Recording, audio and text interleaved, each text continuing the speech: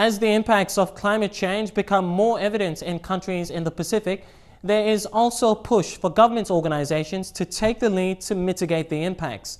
Climate change affects the survival of Papua New Guinean communities, and food security in particular has become a major concern. One organization tasked with securing the future of communities is the National Agriculture Research Institute. Now, more and more than ever, their role has become crucial as they work towards helping communities adjust to the increasing threats of pests and diseases spurred by climate change. Here's Scott Waide with tonight's MTV News special report from Ayura in the Eastern Highlands province. The National Agriculture Research Institute's Ayura facility is one of the most important in the Highlands region. This is where genetic material for more than 700 varieties of cacao are stored.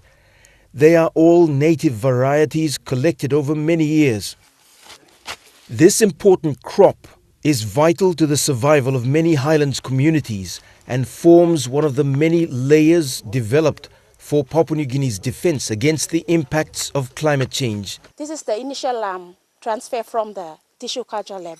So time we put it here, penis na we grow go about a meter, we start locating. So what we do is we cut from the shoot. So we plug some little shoots now, we propagate them again. While many think of climate change in terms of rising sea levels and increasing salinity in coastal areas, climate change in the Highlands has a different face.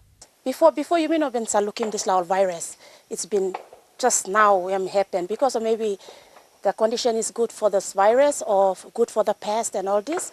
So you may get this like emergence of this kind of pests. So the humble cacao is a crop that is prone to disease infections and pest attacks.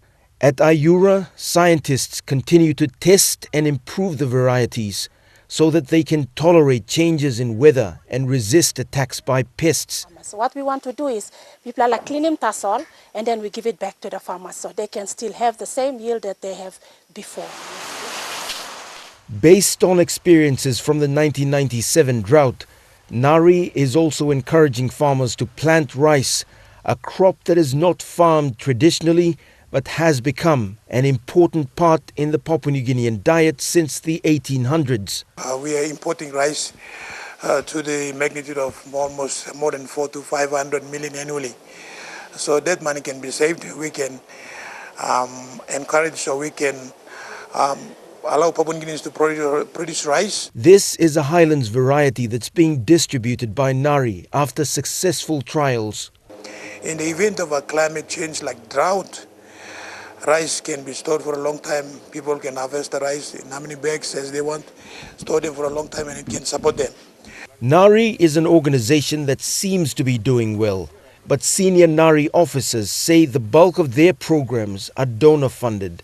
The disturbing reality is that the important programs face the risk of collapsing if donor funding dries up. But I think there should be a continuous funding channel to research to address issues affecting all the farming communities in PNG. So there is a gap, and that's real problem that is within us here.